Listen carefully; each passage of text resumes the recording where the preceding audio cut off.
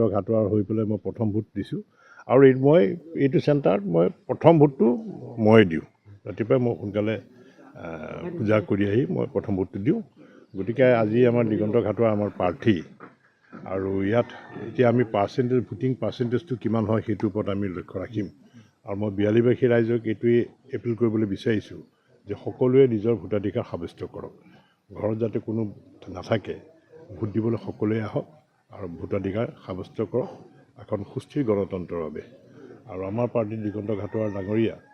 বিপুল ভোটত এইবাৰ বিজয়ী হ'ব আমাৰ চাওক আমি আপোনালোকে আগৰ যদি কিবা ৰেকৰ্ড চাই যে বিহালীত ভোটিং পাৰ্চেণ্টেজটো আগৰ পৰা 83, 84, 85লৈকে ভোটিং পাৰ্চেণ্টেজ হয় বিহালী মানুহে ভোট দিয়ে কোনো ঘৰত বহি নাথাকে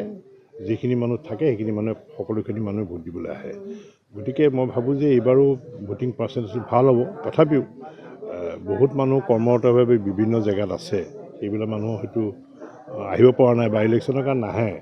গতিকে মই ভাবোঁ যে 75%ৰ পৰা 80% ভোট ইয়াত পৰোঁ ভোটিঙৰ পাৰ্চেণ্টেজটোৰ ওপৰত যদি আপোনাৰ 80% যদি আমি পলিং হয় ইয়াত যদি বিহাৰী এতিয়া যদি 80% যদি পলিং হয় তেতিয়াহ'লে আমি ভাবিছোঁ আমি 55,000ৰ ওপৰত আমি আৰু ডিফাৰেঞ্চ আমাৰ 30,000 বা 35,000 ভিতৰত ডিফাৰেঞ্চ 20-22ৰ ভিতৰত তেওঁলোক কংগ্ৰেছৰ আমাৰ যদি পাৰ্চেণ্টেজৰ ওপৰত কথাটো কৈছোঁ দেই মই যদি পাৰ্চেণ্টেজ বাঢ়ি যায় আমি 50 বা 55ৰ ভিতৰত চাওক এইটো ইলেকশ্যন কমিশ্যনে এইটো অভিযান চলাইছে ইলেকশ্যন কমিশ্যনৰ এটা স্বতন্ত্ৰ বিভাগ আছে তাৰ ৰাজ্য চৰকাৰৰ কোনো হাত নাথাকে এইটো এটা ইলেকশ্যনৰ প্ৰক্ৰিয়া আৰু মই এটা কথা জানি সুধিছোঁ যে ইলেকশ্যনৰ নিৰ্বাচনী প্ৰচাৰ পুৰৈ শেষ হৈ গৈছে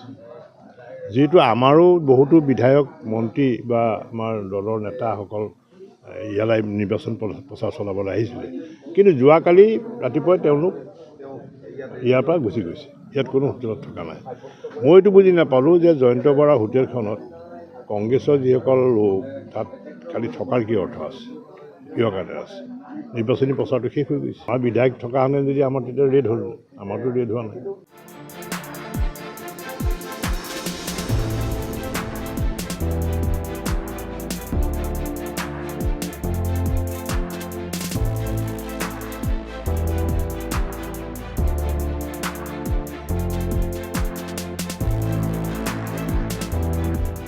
দিগন্ত ঘাটোৱাৰ হৈ পেলাই মই প্ৰথম ভোট দিছোঁ